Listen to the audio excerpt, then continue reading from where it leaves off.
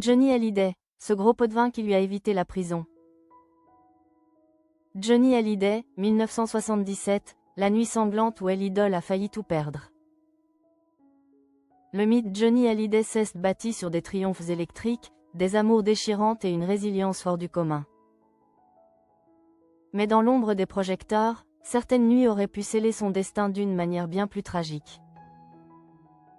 À l'été 1977, sous le ciel étoilé de Saint-Tropez, le taulier n'a pas seulement frôlé le scandale. Il a frôlé la prison pour un acte qui aurait pu changer le cours de l'histoire de la musique française. Les années 70 furent pour Johnny une décennie incandescente. Intouchable, porté par une popularité qui confinait à l'idolâtrie. Le rocker vivait à un rythme que peu auraient pu suivre. Alcool, drogue, nuit blanche.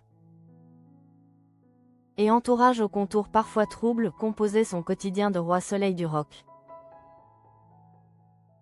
Ce sentiment d'impunité totale allait pourtant se fracasser un soir d'août, dans la moiteur de la Côte d'Azur.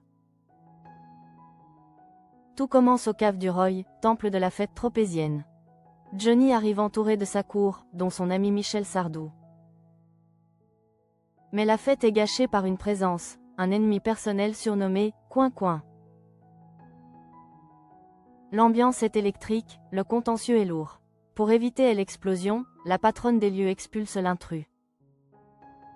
La nuit semble sauvée, les vers s'enchaînent, mais le poison de la rancœur et de l'alcool fait déjà son œuvre. C'est au bar Le Gorille, vers 4 heures du matin, que le drame éclate. Johnny est ivre, vacillant. Ses sens embrumés par les excès de la nuit. C'est le moment que choisit « Coin-Coin » pour ressurgir des ténèbres et frapper violemment le chanteur au visage. La suite appartient à la chronique judiciaire que la France n'a jamais lue, hors de lui, possédé par une rage noire. Johnny s'empare d'une bouteille de ketchup en verre, la brise sur le comptoir et se jette sur son agresseur.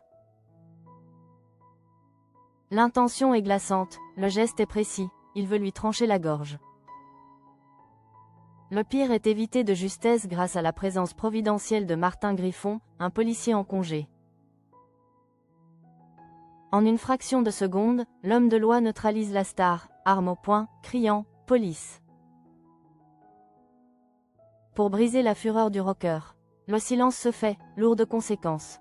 Johnny termine sa nuit en cellule, tandis que son rival est transporté à l'hôpital. L'onde de choc remonte jusqu'au préfet, puis, dit-on, jusqu'au sommet de l'Élysée. Le chef d'inculpation est terrible, tentative de meurtre. Si l'affaire éclate, c'est la fin de l'idole, le naufrage d'une icône nationale. Selon le témoignage de Martin Griffon, l'ordre tombe, sec et définitif, il faut étouffer l'affaire. Dans les couloirs feutrés, les avocats s'activent. Coin-Coin connaît sa valeur et fixe le prix de son silence. 5 millions de francs, une somme colossale pour l'époque. Johnny, conscient d'avoir frôlé l'abîme, signe le chèque. La plainte est retirée, les dossiers sont classés, et l'histoire sombre dans l'oubli pendant des décennies.